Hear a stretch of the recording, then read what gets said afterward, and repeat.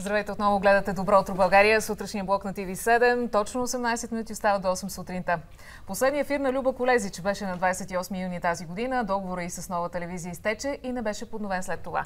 Така на светло угасна. Защо? Обаче можем само да гадаем към момента.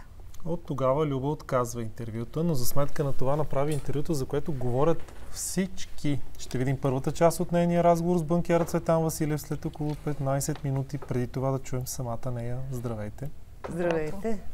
Първо да ви поправя веднага. Последен ефир няма. Може би за Нова телевизия, но не и за мен. Освен това на светло не е угаснало. Мисля, че Нова телевизия леко угасна, освобождавайки се от човек като мене, който обича да е на светло. Вие знаехте ли, че така ще стане? Защото си спомням последния ефир. Бях на маникюр, моята маникюристка, голяма ваша фенка, винаги гледаше вашите предавания. Да. И в този ден пак имаше предаване. И вие казахте, започва лятната ваканция и се връщам на кой септември. Да. Казахте конкретна дата. Да. Тоест, знаехте ли, че ще се случи така? Знаех, разбира се, почти цяла година преди това знаех какво ще се случи, защото цяла година преди това свободната Нова телевизия, която е собственост на свободна шведска компания, казвам го всичко това в огромни кавички и ще обясня защо, ме притискаше цяла година да стана служител на Нова телевизия, да се откажа от малката независима компания, която е копродуцент и беше копродуцент на Нова телевизия, както беше впрочем и на ТВ7, когато правех тук предаването си на среща Люба Колезич. Спомняте си или не си спомняте, че бях брутално изритана от събудилият се чисто нов политически човек Николай Бареков за 24 часа. Нова телевизия... ли вие? Аз нямам представа, честно казано, и не си спомняме. Това, което се каза тогава, е, че вие сте напуснали. Да, сигурно. И сега Нова телевизия не ми поднови да по-скоро прекъсна вече съществуващ договор, защото съм пожелала страстно това. Аз не искам вие да имате добра памет, но все пак държа аз да имам добра памет. Това е важно каква е истината, така или иначе. Добре Сашо Диков също беше тук. Той каза, че по никакъв начин не са се местили в неговата работа, че по никакъв начин не са го притискали. В моята работа не са се месили пряко, т.е. веднъж два пъти. Познайте кога беше единия път. На тема коя? София Лорен, Клаудия Кардинале, Гуинет Пълтроу? Подозираме, че не. На тема Делян Пеевски.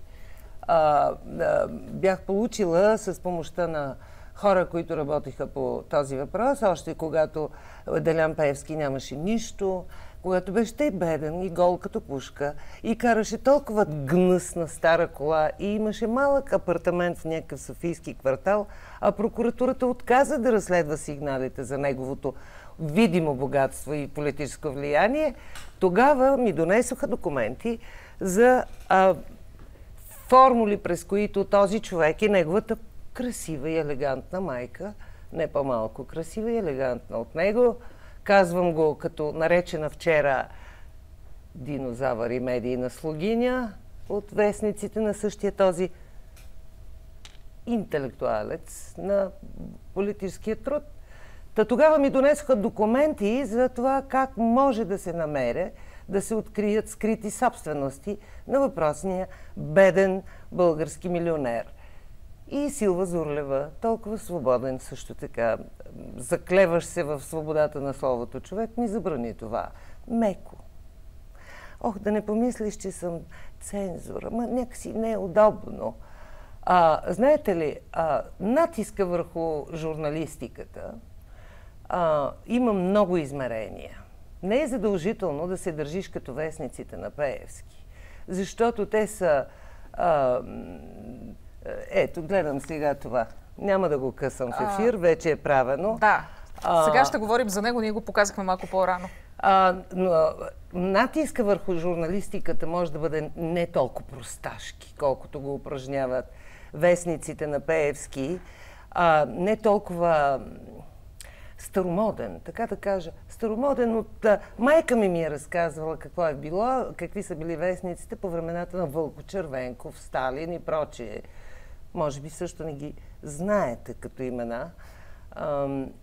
Но да пишеш медийната слугиня, която прави плонжове и намира беглеца в неговата барлога, това е стилистика на едноклетъчни. Обаче медийният натиск може да бъде много мек, много внимателен. Мек като тялото на Гого Лозанов, например, смисъл фигурата или косата му.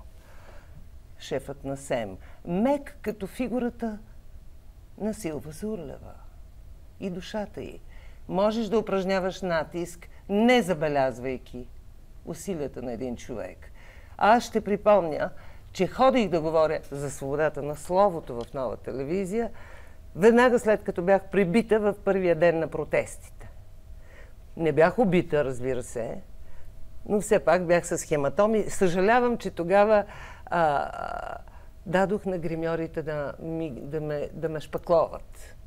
Защото не исках да демонстрирам колко грозно изглежда дори един опит да извадиш окото или да избиеш зъбите на един журналист. Ходих да говоря за свободата на словото от екрана на Нова телевизия. Същата тази Нова телевизия, която 6 пъти променя действащи договори. Действащ договор с мен. 6 пъти, опитвайки се да ме направи свой служител, да ми вземе малката независима територия, защото вече нямала интерес от външни продукции, в публицистиката, забележете, не в елегантните шоу програми, в които се инвестират огромни пари. Натискът може да бъде като те накарат да бъдеш служител. Натискът може да бъде като те обгърнат с ледено мълчание и се правят, че не съществуваш една година. Натискът може да бъде в разликата между първоначалните обещания. Люба, Дидие Штосел, Люба, ние ти обещаваме, че като дойдеш в Нова телевизия, ще видиш колко е прекрасно да се работи в телевизия без олигарх. Господин Штосел ще трябва да знае, че знам олигарсите, с които той общува. Изобщо, мили мои колеги, от една телевизия, в която нахлу полиция,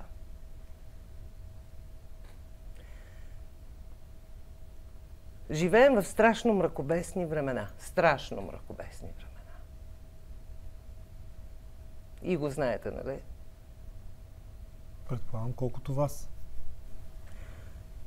Трябва да... Аз не знам вече как да охраняваме последните сантиметри право да говорим, без Делян Пеевско-подобните да се опитват да ми сложат парцал в гърлото. За съжаление, Делян Пеевско-подобните и физически започват да се навъждат, защото това са метаморфози на духа. Погледнете този тип антропологически. Тази катастрофа ни обзема от всякъде. Аз трябва да прочета... Всичко съм прочела за себе си. Всичко съм чула за себе си. Не ме изненадва. Медийната слугиня, любовницата на Дачков, за която втори път ще лъска имиджа на съсипателя на КТБ. Това е толкова гнусна стилистика, че аз дори се забавлявам. Лошото е, че когато започваш да внушаваш, ето е снимката ни с Дачков. Между другото, според това вас... е от вчерашната публикация. Да. Тази снимка е от преди 10 години. Да се напомня това сега, по този начин, означава само безсилие. Как си обяснявате липса това, на фантазия, че в мига, в който тръгнаха промотата по нашата телевизия, за интервюто, което сте взели в Белград, започнаха публикациите срещу вас? Още преди да е излъчено интервюто, още преди всеки от нас, който дори работи тук в тази телевизия, да знае какво се казва в това интервю. Ами как? Първо да кажа как това интервю попадна във вашата телевизия. Да, кажете. Аз бях оговорила интервюто с Цветан Василев, още докато бях в Нова телевизия. Така ли? В края на предишния сезон. Това е юни. Да, в края на юни. Аз оговорих... Той ви беше обещал. Разбира се. Как се свързахте с него? Това си е моя работа. А защо точно на вас беше обещал? Защото много настоявах. Защото съм много добър журналист, колега. Как той ще ме потърси? Аз съм го търсила от момента, в който... Това са все въпроси, госпожо Колезич, които хората си задават. Хората защо не си задават въпроси? Дали пеевските медии ги обработват? Дали ги лъжат?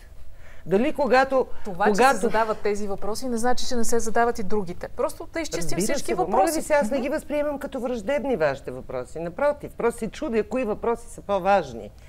Аз съм се свързала с господин Василев и го търся, както и Сашо Диков, впрочем, го търсеше много пъти. Защото аз исках да чуя неговото мнение. И исках да чуя неговото становище. Още повече, че когато работех в TV7, аз бях поканена на работа в TV7, да правя предаване в TV7 лично от Цветан Василев. И трябва да кажа, че уважавам неговия избор. Мисля, че не е бил лош избор. По-лош, по-късно той направи много по-лоши избори, когато се опитваше да моделира политическия живот. Може би правилно е искал да го моделира, но според мен го е моделирал неправилно от гледна точка на избора, на усета за хора, и това става ясно в това интервю. Така че интервюто беше обещано и Нова телевизия щеше да има удоволствието да излъчи едно ексклузивно интервю чрез моето външно предаване на Светло. Знаете ли, сега допускам, тъй като аз не съм заявила тогава, че веднага след като се върна в новия сезон на Нова телевизия, ще излъчи интервю с Цветан Василев. Но казах, ще има супер ексклузивно интервю в първите ми предавания от новия сезон. Не може да не са ви попитали какво имате предвид, Люба? Не са ме попитали, защото аз не съм общувала тогава директно с Дидие този... Щосел. Не знам защо непрекъснато ми идва да го нарека Щепсел. Може би заради умението му да се вкарва във всяка електрическа ситуация, която... Нали се сещате, че малко прекрачваме границата на добрия тон с тези така лични квалификации? Това не са лични квалификации. Освен това, не видях възмущение никъде наоколо си, сред моите колеги, сред нашата така наречена гилдия, да се възмутят от прекрачването на добрия тон в тези медии. Никой не се възмути и не се възмущава от това. А аз трябва да спестявам на Нова телевизия, която ми обещаваше свобода, да спестявам моето усещане, че бях елиминирана от Нова телевизия за пореден път от българска медия, защото не съм изгодна за някаква ситуация. Защо не бяхте изгодна за тази ситуация, защото която и в Нова телевизия съществува намеса, задкулисна, невидима, нерегламентирана или така нататък, от страна на външни сили. Бизнес, съдебни, прокурорски, икономически, които много често се срещат и сплитат в един възел, както знаете. Преди да видим интервюто, няма как да пропуснем и този въпрос. Ако в момента бяхте в Нова телевизия, щяхте ли така да кажете сега? Знаете ли, от екрана на Нова телевизия аз много ги обидих тогава, но аз не исках да ги обидя. Аз ги защитих. От екрана на Нова телевизия аз им казах, колеги, когато казвате аз съм Шарли, спомняте си този случай, когато ние всички бяхме Шарли. Бяхме Шарли заради убийството на разстрела на наши колеги, журналисти, карикатуристи в една френска редакция. Но тогава аз казах, не казвам, че съм била много смела, казвам, че съм била много искрена обаче. Казах, колеги, не съм Шарли, защото преди моето предаване и преди предаването на Сашо Диков, двете външни продукции в публицистиката, има надпис: това предаване е външна продукция и мнението на това предаване не съвпада и не изразява позициите на Нова телевизия. От екрана на Нова телевизия аз казах, това е позорен надпис. От екрана на Нова телевизия аз казах, това показва, че Нова телевизия си измива ръцете, защото върху нея се оказва натиск. Кой оказва този натиск? Казах го от екрана на Нова телевизия. Те се обидиха. Вместо да разберат, че това беше опит за самозащита и за защита на медията от същия този натиск, който превърна българските медии не в бухалки, гордея се с този израз, той вече ги превърна в... Съжалявам, че ще нараня нежния ви слух. В тоалетни, в клозети. Това не е медия, това е разврат. И сега, защото аз съм си свършила моята журналистическа работа и съм отишла и съм намерила банкера Цветан Василев и съм го убедила да ми даде интервю, защото искам да разбера и другата гледна точка, а не само да слушам как той бил източил собствената си банка, как той бил създал кухи фирми, след като се видя целият сценарий, част от който беше нахлуването на полиция в това студио и във вашата телевизия. По-късно, нали така? Видя се, че банката е умишлено съсипана по политически и след това по бизнес, ако можем да наречем алчността бизнес причина. Но аз исках да чуя и неговата гледна точка. Аз знаех, че този човек ще говори така, че горе-долу да бъде разбран от хората, чието мозъци са... Ще бъде ли разбран сега след това интервю? Какво ново казва? Защото и ние обявихме в анонса рано сутринта.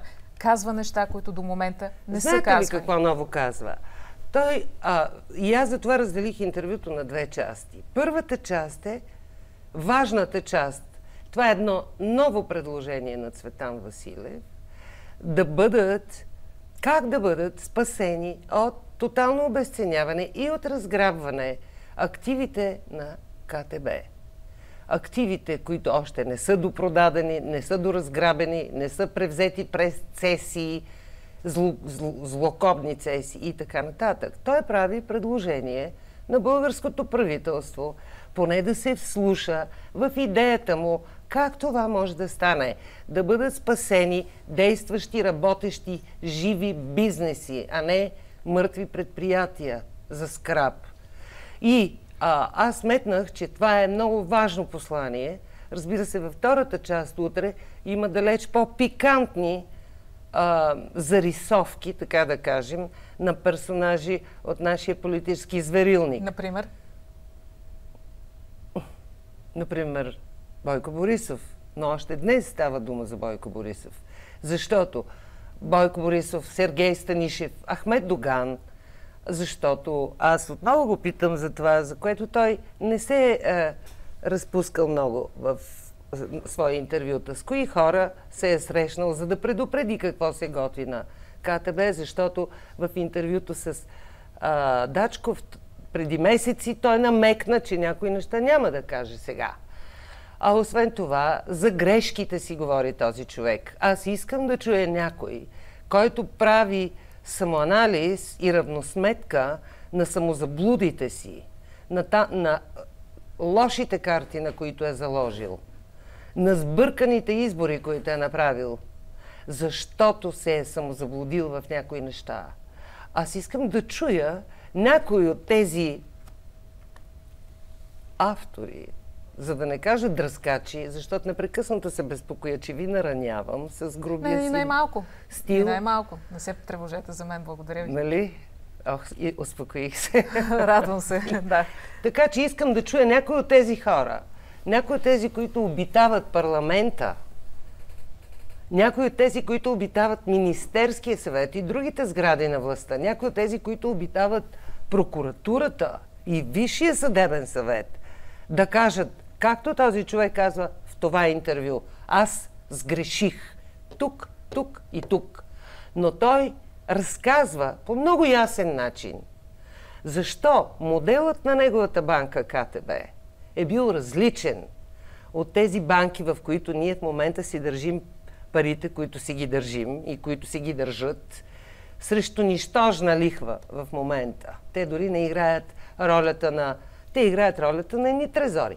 Той обяснява друг модел на банка, инвестиционна банка, не с мантрата кухи фирми, защото това промиване на мозъци вече е толкова брутално. Тук пише във вестник Труд, който се знае, че от който се знае, че е от кохортата на пеевските медии, нали така? Тук пише Стефан Николов. Ако това е млад човек, аз ще се гръмна просто.